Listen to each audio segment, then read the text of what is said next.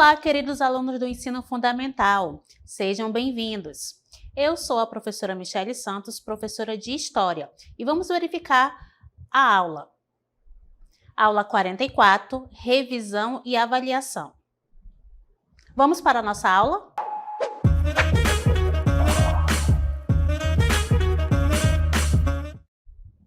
Olá, queridos! Nesta revisão, vamos abordar o conteúdo de escravidão. O que é escravidão ou escravização? É aquela condição que é imposta à pessoa em que é retirada a liberdade dela e ela é obrigada a trabalhar. E esse trabalho ele não é remunerado, ou seja, ela trabalha de forma gratuita e ainda é aplicado castigos físicos e também abusos verbais para esta pessoa que está nessa condição. Então, vamos observar como é que era a escravização na África. Olhem só. Era uma prática comum entre os africanos. Por que, professora, ela era comum? Porque os africanos eles praticavam a escravização, porém ela não possuía um caráter comercial, ou seja, eles praticavam esse ato de escravização, porém eles não adquiriam ali recursos monetários por conta dessa prática. Eles eram ali utilizados para práticas domésticas, para uso ali do dia a dia, do uso cotidiano. E esses escravizados eles eram adquiridos após guerras intertribais. O que eram essas guerras intertribais? Eram guerras, entre as tribos. Lembrando que na África havia ali muitas tribos ainda nômades e essas brigas entre elas eram comuns. Observem agora que nós temos aqui as formas de escravização da África. Olhem só. Aqui eu tenho formas de escravização na África, como elas poderiam acontecer. E por que acontecia a escravização na África? Vamos lembrar aí que havia o sistema judicial, e esse sistema judicial era compensatório, ou seja, prejuízo de um senhor poderia ser compensado com a aquisição da mão de obra. E havia aí algumas formas de se tornar escravo na África. A primeira delas é a punição judicial por cometer um crime ou causar prejuízo a outra pessoa. A segunda forma de se tornar escravizado na África é por conta da fome, quando a pessoa não tinha condições de sustentar a si mesmo ou a família e acabava ali sendo submetido à forma de escravização para um senhor rico. A outra forma de escravização é por penhora humana, quando uma pessoa se oferecia como garantia para quitar o empréstimo. E a guerra também, desde a antiguidade, escravizava-se prisioneiros de guerra, e o prisioneiro de guerra sobrevivente era automaticamente escravizado. Então, olhem só aqui nesse esquema, nesse nosso mapa mental, que aparece aí bem separadinho essas formas de escravização. Punição judicial, refere-se ali à questão de justiça, ou seja, um crime ou um prejuízo feito por uma pessoa poderia ocasionar ali a condição de escravizado, ou a penhora, que era quando se queria ali quitar o empréstimo, quitar uma dívida e a pessoa se colocava ali na condição de escravizado para poder pagar aquela dívida. A outra forma era em relação à fome, para não se morrer de fome, a pessoa ali se colocava na condição de escravizado para poder ter o mínimo para a sua sobrevivência, e as guerras que eram muito mais comuns. Não era a única forma de se conseguir escravizado na África, mas era uma forma comum utilizada naquele período em que as guerras intertribais elas eram comuns, e claro que quanto mais pessoas a tribo conseguia ali arrecadar por conta dessas guerras, mais forte ela se tornava. Então isso vai ser uma prática bem comum dentro do território africano, seja ali por guerras intertribais e também impérios que se constituíam na África, que acabavam ali também escravizando os grupos que eles conquistavam, certo? Então vamos verificar a escravização doméstica aplicada na África. Escravizados eram obtidos principalmente por meio de guerras. Trabalhavam na agricultura e serviços domésticos. E os principais alvos dessa escravização doméstica eram as mulheres e crianças. Por quê? Porque não ofereciam muita resistência à condição de escravizado. Observem aqui na nossa imagem, né, que tem uma representação dessa escravização doméstica. Dá para perceber que tem aí sim a presença de homens, mas também nós temos a presença aqui, ó, de mulheres, né, e de crianças. Por quê? Justamente para poder não ocasionar maiores problemas para o senhor que estava ali adquirindo esses escravizados. Então, as mulheres geravam novos filhos que nasciam livres e não escravizados. Porém, em algumas comunidades onde havia a presença da escravização, essas mulheres elas também eram adquiridas justamente para poder prover mais escravizados dentro daquela comunidade, tá? Então, essa prática de não serem escravizados não era comum em todas as sociedades ali africanas. E o diferencial é que esses escravizados, eles tinham, olha só essa palavra, direito à propriedade de terra e ao casamento. Então, essa característica vai ser primordial e vai marcar aí a escravização doméstica dentro do continente africano, certo? A outra forma de escravização existente no continente africano foi justamente a islâmica. Quando é que ela começa? A partir do século VII, com a chegada dos árabes na África. Vamos observar aí novas relações econômicas. O comércio de escravizados vai se tornar mais atraente e também haverá a mudança na lógica do escravismo. Então, nessa situação em relação aos árabes, quando eles chegam no território africano, eles vão observar que havia ali a escravização doméstica. Então, eles vão aproveitar esse momento para mudar essa lógica do escravismo. Vamos observar que a presença deles vai também trazer uma nova religião para o território africano, que é justamente a religião islâmica.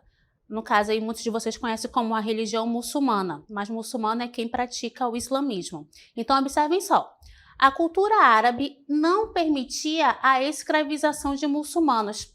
Professora, ficou um pouco confusa, a senhora falou que houve ali a mudança da lógica do escravismo. Sim, os muçulmanos, eles não permitem, né, a escravização de muçulmanos, ou seja, quem não era muçulmano poderia ser escravizado de acordo com a lógica mercantil.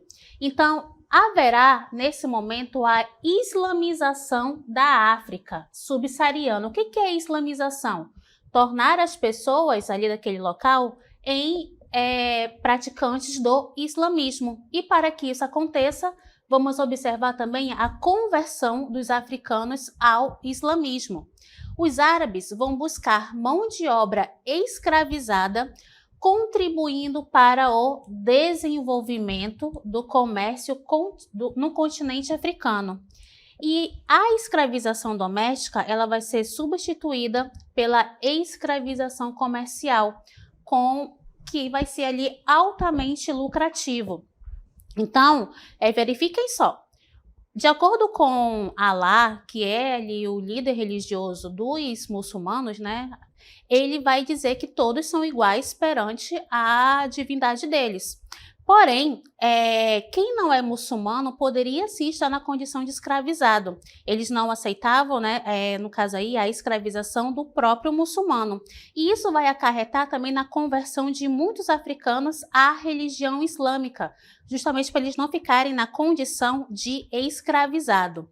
Prova disso é que na África há muitos adeptos da religião muçulmana, ok? Continuando, observem agora como é que vai ser a escravização na África após a chegada dos portugueses. Especialistas passaram a capturar e aprisionar africanos para serem escravizados e enviados a outros continentes. Nesse caso aqui de capturar e aprisionar africanos, nós vamos observar também o controle das rotas comerciais. E vamos observar o que nós chamamos de comércio triangular, em que estava ali presente tanto o continente europeu, quanto o africano, quanto o americano. Por que havia essa lógica desse comércio triangular, professora? Porque saíam embarcações lá da Europa, iam até a África buscar africanos para serem escravizados, levavam para para a América na condição de escravizado. Lá eles eram vendidos e a renda da venda desses escravizados era levado para a Europa. Então fazia ali uma espécie de triângulo e por isso que é considerado o comércio triangular. O tráfico negreiro vai ocasionar diversos conflitos internos na África. E no caso ali, os impérios africanos que vão aceitar e vão entrar nessa rota comercial do tráfico negreiro vai ser os Achantes e Daomé. Então, só para ficar registrado, né? O que seria o tráfico negreiro? Foi quando começaram a levar os africanos na condição de escravizado para a Europa. E eles iam em embarcações amontoados nos porões onde não havia ali nenhuma estrutura para levá-los de forma adequada ao continente americano. Até porque os africanos, neste momento, eles não eram vistos como seres humanos, e sim como mercadorias. Logo, eles poderiam ali ser estocados, jogados um em cima do outro e serem levados em grande quantidade nesses navios negreiros, que receberam o nome também de navios tumbeiros, para chegarem até o continente americano. Como vieram muitos negros nessa condição, muitos deles acabaram morrendo por conta de não ter ali uma estrutura, não ter alimentação, não ter ali a condição de higiene adequada para o transporte dessas pessoas. E muitos negros nem chegaram ao seu destino, que no caso aqui era a própria América, né? Por quê? Porque eles acabaram ficando doentes e para que a doença não se alastrasse lá naquele navio, eles eram jogados em alto mar. Além da doença, o que também poderia ocasionar essas pessoas serem jogadas ao mar, poderia ser também focos de rebelião dentro dessas embarcações, certo? Vamos observar agora a escravização cristã. O Papa Gregório I reconhecia a instituição da escravidão como parte do sistema social vigente. Utilização de escravizados muçulmanos capturados. Olha só, assim como os muçulmanos, eles escravizavam negros que não eram muçulmanos, os cristãos vão escravizar os muçulmanos, porque são muçulmanos, né? Vão capturar esses escravizados, esses negros, e vai colocá-los em condição aí de escravizado. Em 1435, vamos observar que o ensino católico vai se voltar contra certas formas de escravatura. E, para tanto, né, eles vão ali vão fazer bulas papais que vão condenar a escravização injusta. Mas o que seria essa escravização injusta? Seria aquela que tirava totalmente a dignidade da pessoa. Assim como os muçulmanos, eles ali proibiam a escravização entre os muçulmanos, os cristãos também não vão aceitar a escravização de cristãos, certo? E aí, essa escravização injusta está justamente inserida nesse contexto. Além de condenar a escravização injusta, eles também vão condenar o quê? Os maus tratos aos nativos americanos. Lembrando que, neste momento das grandes navegações e do processo de escravização, o processo ali colonial, os jesuítas vão estar vindo para o continente americano na condição de quê? De converter os indígenas a serem novos cristãos. Observem aqui na imagem que tem justamente aí os missionários católicos, em sua grande maioria eram os jesuítas, fazendo ali o processo de aculturação aos indígenas, em que estão ali tentando converter os indígenas à religião cristã.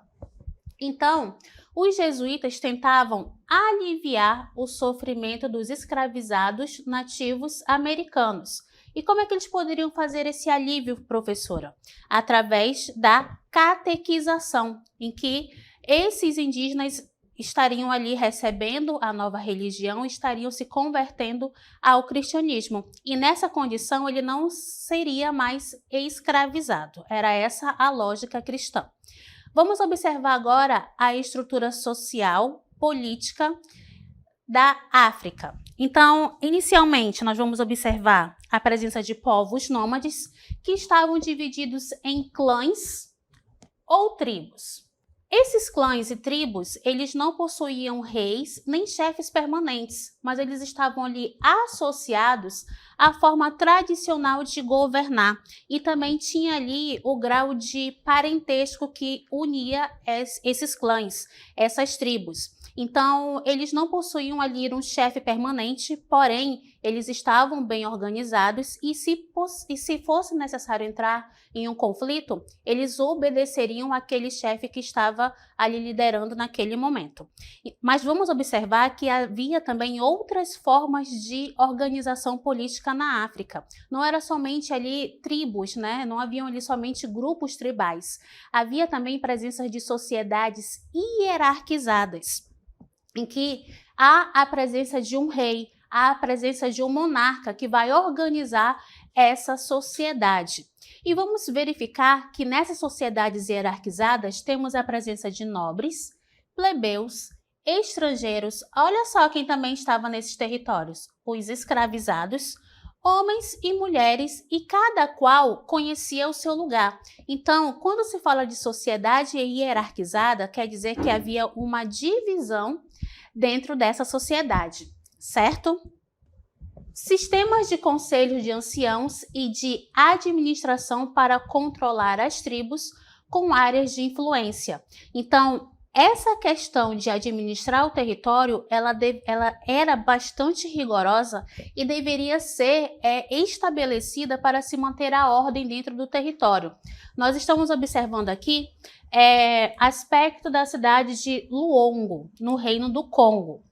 É uma gravura alemã do século XVIII, mas representa bem como é que estava a distribuição do Reino do Congo. Observem, né, que dá para verificar aí que é uma estrutura urbana, em que tem ali divisões, né, padrões para manter a ordem dentro deste reino, certo? Então, qual era a estrutura econômica e religiosa na África?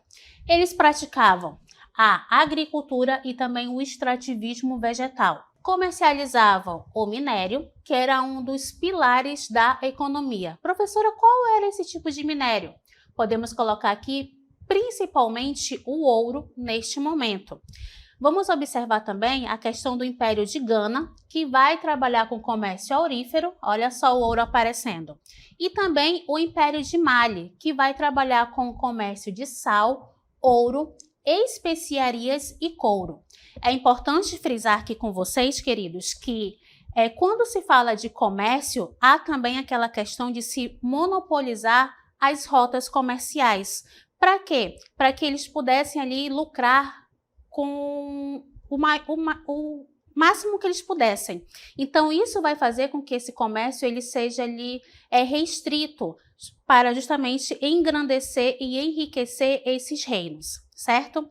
Então, a maioria dos povos africanos acreditavam em um Deus único, criador, maior e distante do homem. Havia também culto às forças da natureza, que ganhavam personalidades humanas, como os orixás. Então, observem que a dinâmica e o olhar dos povos africanos em relação à religiosidade, ela vai ser diferenciada em relação à religiosidade cristã e também à muçulmana. Eles vão ali também acreditar e também prestar culto às forças da natureza, que muitas vezes ganhava ali a ideologia, né, a personalidade humana, que eles vão chamar de orixás, certo? Isso são características peculiares da religiosidade africana. Em relação à América do Sul, vamos observar agora a estrutura política, econômica, social e religiosa dos povos ameríndios, especificamente América do Sul. Eram organizados em grupos tribais, mas também nós temos a presença de um grande império na América do Sul, que é justamente o Império Inca. Nem todos os grupos constituíram Estado, certo? A sociedade era dividida de acordo com o sexo e que também havia a divisão do trabalho de acordo com o sexo, em que homens, mulheres e crianças faziam trabalhos diferenciados. A base econômica qual será, professora? Agricultura, caça e pesca. Não desenvolveram a escrita, porém, eles deram ênfase à tradição oral, com a utilização de músicas, de danças, de rituais que vai justamente favorecer a preservação dessa cultura. Então, eles desenvolveram outros tipos de tecnologias que pudessem ali atender às suas necessidades, como por exemplo ali a prática agrícola que eles vão desenvolver, no caso, a agricultura de terraço, a agricultura de coivara, que é justamente para poder dar suporte para o desenvolvimento e para seus problemas naquele momento, certo? Eles eram politeístas. O que isso quer dizer? Acreditavam ali em vários deuses, e esses deuses estavam ali associados a elementos da natureza. Então, quando se fala que eles não possuíam a questão de escrita, não quer dizer que eles eram um povo sem cultura. Não, eles desenvolveram outras formas de se expressar e de manter a sua cultura ali viva, presente e que ela fosse transmitida para outras gerações através da oralidade. Vamos observar como é que estava a organização da América do Norte e América Central. A estrutura política, econômica e social e religiosa dos povos ameríndios da América do Norte e Central. Vamos observar que nesse território havia a presença de impérios que eram chefiados por imperadores, como no caso dos incas e dos astecas. A sociedade ela era hierarquizada. O que isso quer dizer? Ela era bem dividida. Cada um sabia o seu espaço, tendo lá a classe, o grupo do rei, dos nobres, dos sacerdotes, que possuía ali uma grande importância dentro desse contexto social e religioso dentro dos povos ameríndios. A sua economia era baseada na agricultura e na domesticação de animais, e também eram politeístas. Além disso, esses povos eles também desenvolveram a escrita. Nós vamos observar a escrita maia e a escrita asteca, que vai registrar ali principalmente as questões comerciais. É uma tecnologia que eles vão precisar ali aperfeiçoar, vão utilizar essa escrita para poder fazer, registrar o que era necessário, o que eles precisavam fazer e também para poder cobrar depois esses tributos, cobrar também essas rotas comerciais. Então, de acordo com a necessidade de cada povo, eles vão ali desenvolver habilidades diferenciadas. Então, em relação à escrita, nós vamos observar essa diferenciação. Por que na América do Sul não houve o desenvolvimento dela? Porque naquele momento não era uma necessidade para aqueles povos, visto que eles praticavam a agricultura para sua subsistência, ou seja, para sua própria alimentação. Não visavam lucro, não havia ali a questão de pagamento de tributos, então não tinha o porquê registrar alguma coisa em relação ao comércio, até porque não era uma prática comum dentre os povos, principalmente aqui do território brasileiro, certo? Então, vamos observar que cada cultura vai ter uma organização diferenciada.